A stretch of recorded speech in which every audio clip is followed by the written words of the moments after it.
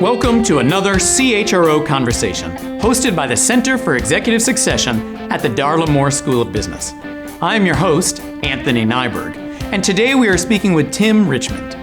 Tim is the Executive Vice President and CHRO of AbbVie, a research-driven Fortune 100 biopharmaceutical company. Tim is also on a number of boards and is currently Chairman of the Board of the Center of Executive Succession.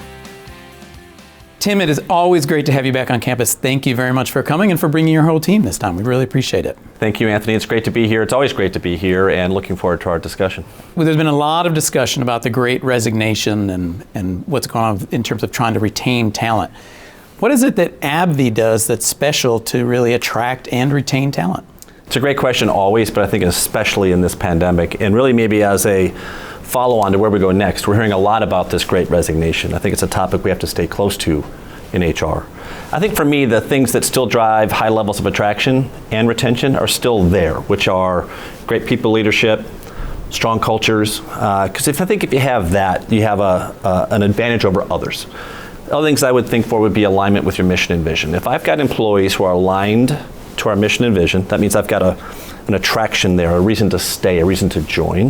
If I've got the culture that makes people think, I like it here, I like how we do our work, and I think that's critically important. And then I have a really strong people leadership, or a belief in our people leadership and our people leaders, then I've got lots of reasons to join a company, and I've got lots of reasons to stay. And so I think this idea of the Great Resignation is important to think about. I think it's also one where we're watching, right? We're looking at our data. We look at it every month with our CEO and our executive team.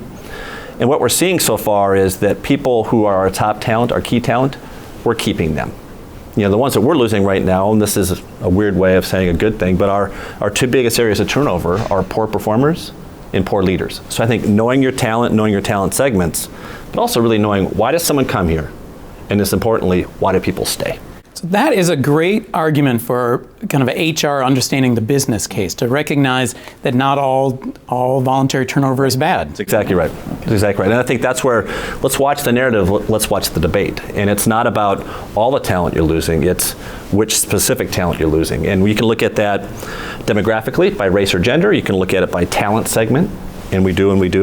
And that tells us a lot about the type of workforce that we're attracting, but also retaining. And you highlighted the mission and vision and values of the organization.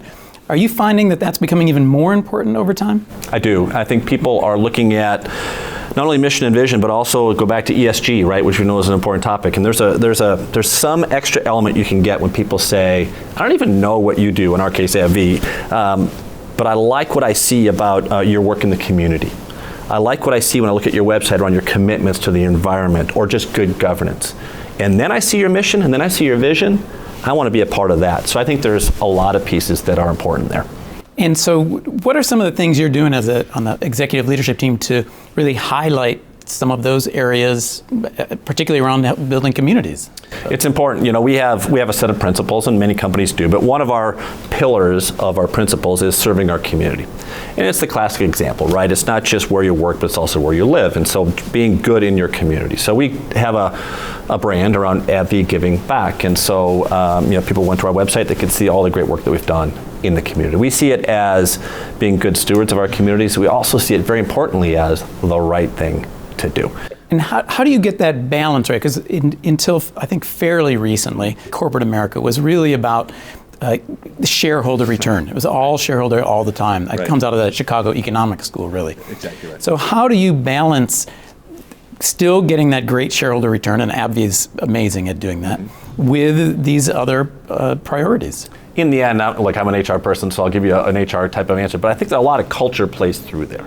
And I think you can be strong around your business results. You can give a high, significant return to your shareholders. And I think there's this magic of the word and, right? And be good stewards of your environment, be good community members. And I just think it's highly correlated. And it just fits a little bit of kind of who we are as a company, what we stand for.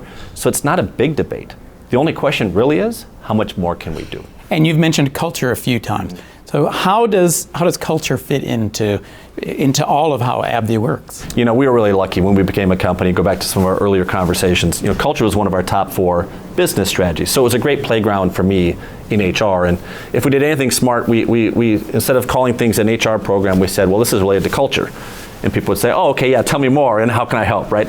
So we've made culture a priority from the beginning. I just think it's one of those things where culture's not the one thing you do. It's all the things you do each and every day. It's how we interact, it's how we engage. But I think really importantly, we tried to create clear standards and expectations right from the beginning. We call ours the ways we work. Every company can have their own. But the question is, are they reinforced? We make the how equal to the what when we assess our talent.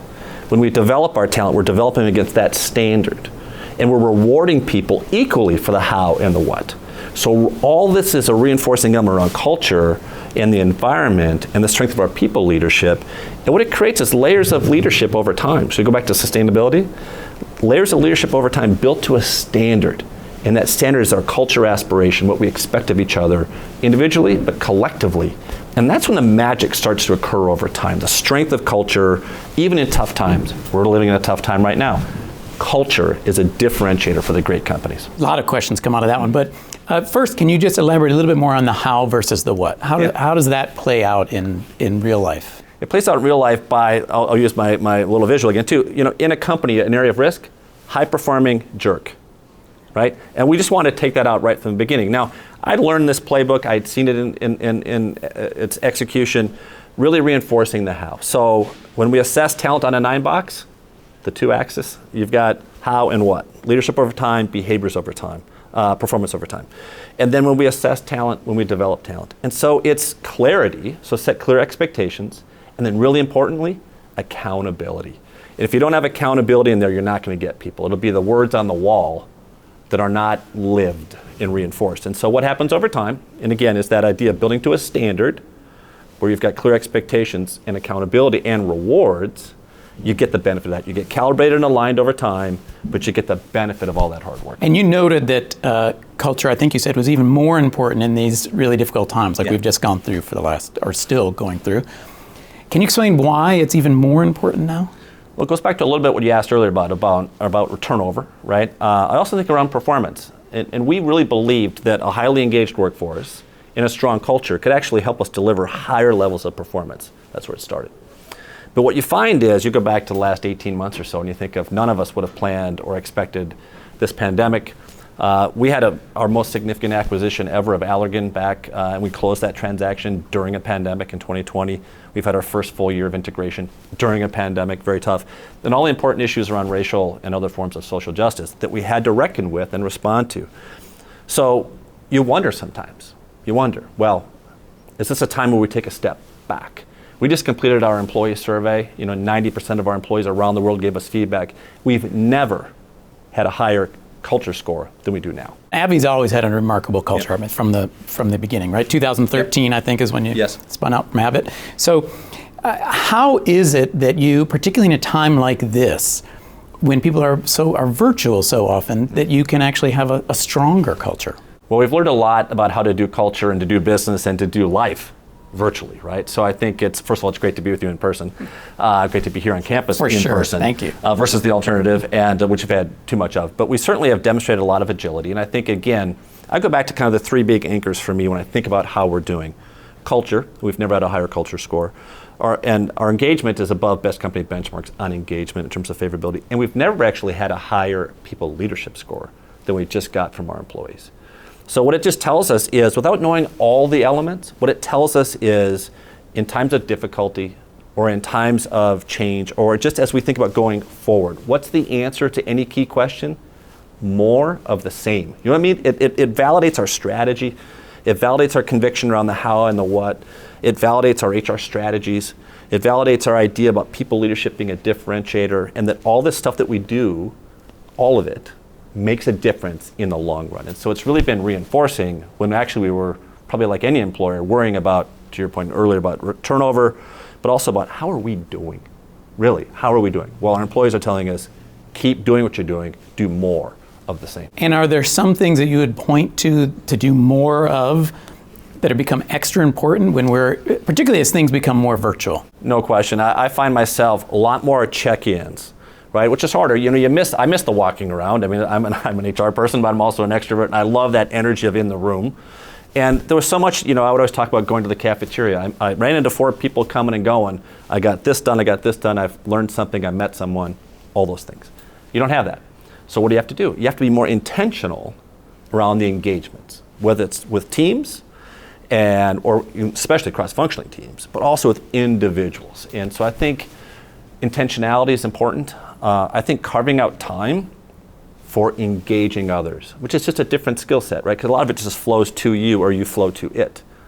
And if we're not traveling as much, or I'm not bumping into as many people, I'm not in the room with as many people as I used to be, you have to be really thoughtful and intentional about engaging others. And we talk a lot about the HR business partner role, HR professionals having to understand the business. I think this comes more naturally to you than to many.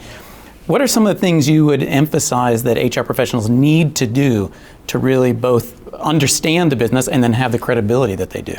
I think the biggest credibility comes from being a part of the business. And the last thing you should do is to say, I'm the HR person assigned to you, I'll be over there, right? I mean, it's just a bad strategy. So I think all I always say is, whenever I went out, and we encourage this and teach this, which is be a part of it.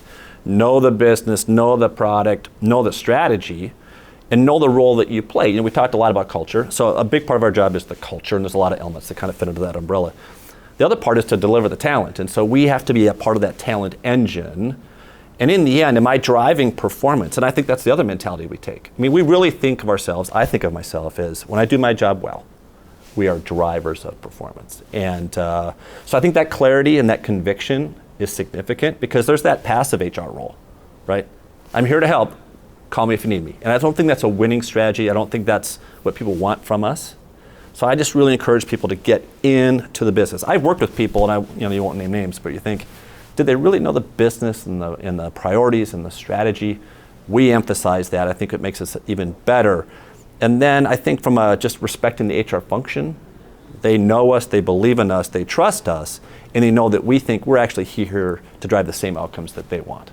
So how does particularly like a new HR professional, how do they get that balance right of inserting themselves in without coming across somehow being too assertive? That's a good question. There's some balance in there always, right? But I think if you know your role, right? We have like great access, HR, right? Because I can talk, again, I can call anything culture I want. I'm always in the talent business, so I have a reason to meet someone, I have a reason to get to know someone, I have a reason to join a meeting, I want to learn more, I want to attend, I want to see your site, I want to go out in your field. So I think there's a natural element to that. But I think the biggest thing I always say, so maybe it's a piece of advice for students and prospective students, let's say you're the business leader that I'm supporting. I want to get to know you first. And I told our CEO this when I first met him, when I knew I was going to have this role and he was going to have that role. And I said, I'm going to walk in every day with 2 priorities. First one is how to help you be successful. The second was how I help this company be successful. Everything else falls from there. And once people know that and believe that actually you're here to help drive performance and help me do my job and look well and how I do it, okay, now I have a list for you. But if I have to spend time wondering about what is your role here, what's your objective, why are you over there? No. I'm here to be a part of the business. I am part of the business. I'm here to help drive performance. I know how I do it best. And I'm able to do that with credibility. Then to me it all just flows and it's natural. Yeah, I would think once you've convinced them that you're also there to help them individually, it'd be very hard to not appreciate that. It's critical, and I think I love that clarity, and I think they do too. And just why you save months and months of learning and trusting and building by knowing that you actually see your role, and actually I'm here to help you be successful. Like, we're smart enough, if you're HR people, if you're smart enough, if the business is successful, guess what? Our success follows. We also talk about how if the business is successful in HR, what do we get? More resources, more time, more credibility to do the things that we need to do to create that culture, to create people leadership, to invest in those longer term talent outcomes when the business performs well. So there's a lot of reasons for us to be very business centric. Look, we're still stewards, let's be honest. We're stewards of culture, in our case our principles, the ways we work, our behaviors. We are stewards of all those things. We take them very seriously. And we drive performance. From a leader of the HR function, that sounds like a pretty important message to get across to the whole HR team, that we are the stewards of all these things. But when the business overall does well, that's when we really will excel. That's exactly right. And no one in business that I've met yet cares about our model within HR, right? Cares about how we're structured. They just want to, are you here to help or not? Are you part of this team, right? And I think that's where step outside your role, right? Even step outside your function and say, if I was a general manager of a business or I was a member of an executive team, what would I want from the HR person on that team? Ask yourself that question often enough and you'll keep coming back to the same issues around performance and outcomes. A lot of the conversation around the pandemic has involved working remotely. How do we balance pay for location versus pay for job, et cetera? Do you have any thoughts on how HR gets those kind of balance right between kind of the financials of each individual and the organization overall and kind of this flexibility that you've been talking about? It's a good question. I wish I had all the answers, right? We've certainly been challenged over the last 18 months or so to think more, to be, collaborative with others around making a decision. Before you could say, well, HR believes this or doesn't, and we're going to do it or we're not. And now you'd have to say, wait a minute, first, what's the business issue? Really trying to understand it. And one of the things we have to do now, of course, is you hear, oh, this company's doing this and that company's doing that. And you think, that's great. Actually, we should try and learn more about that. Maybe we like that. But we also have to remind lots of people many times that, well, that might work for them, but we don't believe it necessarily will work for us, and here's why. And so you have to really be in tune. And this is another example of, you can get pretty myopic in your own company, and you have to make sure you step away from that, and you have to make sure you know what a good practice looks like somewhere else, what a great practice looks like over there. But maybe a practice you think, actually, I don't like that idea. But then say to yourself, more importantly, what can I learn, but what could I apply here? So we've done a lot of things already around flexible work arrangements. We've done a lot around trying to provide more resources to our employees. And we've learned a ton, right? We've tried more of an on-site return to the workplace. That's worked, but we've had much more of a flexible work arrangement than we ever thought we would go to as well. So we're ebbing and flowing as we think we can as well. More than anything, I would say the pandemic has created new opportunities to try different programs, new arrangements, new talent capability that you didn't have before. We can go recruit talent now that wants to live in Toledo, Ohio, and that we never would have attracted before, because they can work from Toledo, Ohio. No offense to Toledo, but you know what I mean? Yes. So it sounds like, AbbVie is well known for having just extraordinary employees who are dedicated, the image is working really hard a lot, in part because of your mission is actually so important for the health of the world. But has this then, you had mentioned the more like the worker flexibility stuff, has this actually helped teach some of you, or have you learned something about this flexibility more? We definitely have learned about flexibility, because I think, you go back to the beginning, Flexible thought, well, we can probably work remotely for 3 or 4 weeks and then we'll get everyone back, right? Well, then you realize that doesn't work, or it can't work.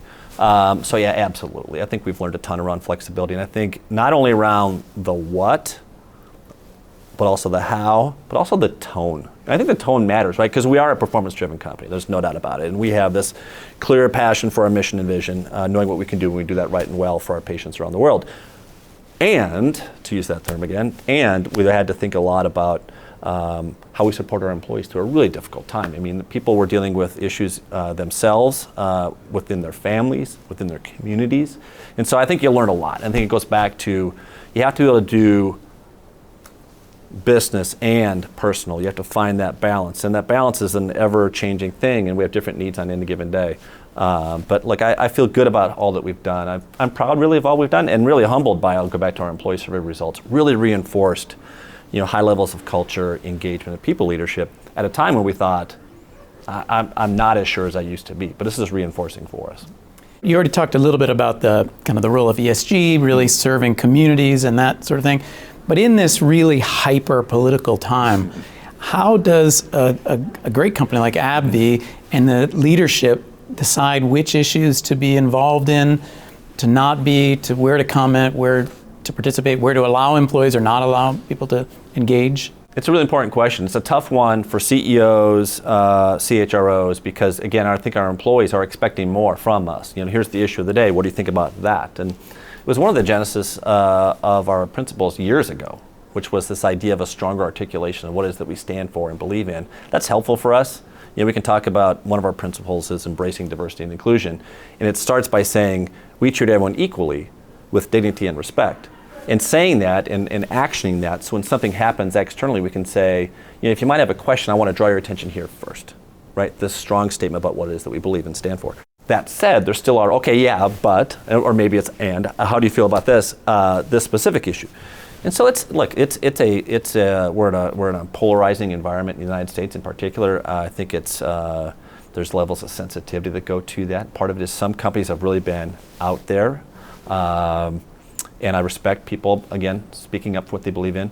But there's also, you hope you find the right balance too. And one of the things we've tried not to say is that, for every issue there must be a response. And part of it is to stand on your principles. We have statements around equality and equity, and particularly around last summer, what we feel about racial justice and the importance of what we're doing as a company, but also in our communities. But you'd like to think overall that business could stay focused on the business. But what ESG tells us, and what many employees tell you is, that's not enough, I want more. So it will reinforce, I think, go project to the future, companies more and more and more on the ESG front, and there's some social and governance elements there to be really mindful of, but even almost more so, where's the advocacy, right? What can you project and make a difference on in your community, but also at a broader level? And so clearly there are going to be employees on both sides of almost every issue that comes up. Does what you just said suggest that companies are going to need to more and more pick sides and then say, this is going to be part of our identity and there'll be some employees that we lose then because of that? Or is there, can not just AbbVie, but in general, can organizations stay more just focused on the business and try to push those things aside? And does that then lose or affect who joins the company also? Totally. All these things, whatever you say or don't say, whatever you do or don't do, says a lot in its own way, right? And that's one of the things that we've talked a lot about as a company, right? A non-response to that issue is a response, and people have an opinion about it. I think it creates a dilemma, and I don't have the magic answer for everyone, but I do know that some companies have clearly taken sides, and again, with the strength of conviction, they can do that. And you're right, though. There's going to be people that cheer that and support that. There's others who are going to say, I actually don't agree with that. And whether it's on the consumer side, I'm no longer going to purchase that product, or an employee who says, I'm not going to choose to work for that company. So there's risk to all that. And I think that somewhere in there is that balance of, I would like to think, and maybe I'm just more of an optimist than that, but I'd like to think that if we have clarity on principles, again, talk about serving communities, we talk about embracing diversity and inclusion, we can talk about, again, in our company, how the how is equal to the what. People see enough about, this is a great company, you have strong people leadership, a strong culture, high levels of engagement. I don't need to wonder. That's actually my real dream, is that people don't have to ask because they know what our company believes in, what we stand for. And I think a lot of that goes back to the patients that we serve. But that's my hope, is that we've done enough over time to reinforce that belief so people trust us to say, I like my company, I like what we do and we do it well, and more than anything, I'm passionate about those patients that we serve. And obviously AbbVie has not just survived, but really thrived despite what's going on around the world right now. When you look at how your team and how the organization has done and yourself, is there something you point to that you're kind of most proud of or most excited by that either you or the group or your team or the organization overall has really done throughout this period? I think what I'm most proud of is, here we are almost finishing our 9th year as a company. I think we are recognized now as a premier employer. You have to earn that, right? We've gone through that progression of getting to be known just as a company. Who is AbbVie? How does that work? To get to be known as a great place to work or a top employer, I'm really pleased with that because that has meaning and value to me. Now, it's not about the recognition, though, but that recognition comes as part of an outcome, I think, of all that work. I'm really proud of the culture. I'm proud of our journey. And I always say, not every day is an easy day, or every moment's an easy moment. But the point is, it reinforces over in time the importance of what we do. If we do it right and do it well, you can have the satisfaction of saying, look what we've built. Now, I'll also say something that's obvious, which is there's no finish line on any of it, right? You always want something more. You always want to be better. So we're going to try and keep our heads about ourselves and say, okay, how do we get better even yet from here? And that's really our goal over the long term. And I think that's what creates sustainability. All right, just before I let you leave, you are now the chair of the Strategic Advisory Board for the Center for Executive Succession. So can you just share a little bit about why you think that's a good place for you to spend your time? Why are you investing in CES? Well, first, as you know, I think you and the center and the faculty here are premier in what you do. I think this is a reflection of my confidence and belief in what you're doing and the role that you play academically, but also in partnership with business. I think the work around succession is critical. I think, again, you go back to great companies, what a premier company does, time, effort, and energy on that talent engine, inclusive of succession. And I think you go back to risk, you go back to sustainability, you go back to culture.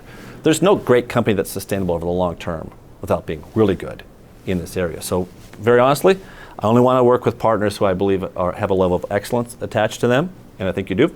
And I only want to work with other heads of HR who believe in the same things that I do, which, as you know, we work hard on who are our partners in the center. And I think that's so critical. So premier companies with a premier institution, top heads of HR, that's where we're going to set a standard, we're going to teach others, we're going to share, we're going to grow. But I think in the end, we create even better outcomes, not just for ourselves. Look, I'll have my own selfish motives, but not just for AbbVie, but really about for others. What does great look like and how to do it well? This is the right kind of partnership for me. Super. And I'd like to keep this conversation going for a very long time, but I see the students lining up actually right behind you. So again, as always, thank you very much for coming down here. We sincerely appreciate your time. Thanks, Anthony. You just listened to another CHRO Conversation. Today, Tim Richmond of AbbVie shared his views regarding the role of HR in driving business success. He also shared ideas for how HR can facilitate innovation to help advance company success while helping to improve the quality of healthcare around the world. On behalf of all of us who are associated with the Master of Human Resources and the Center for Executive Succession here at the University of South Carolina, thank you.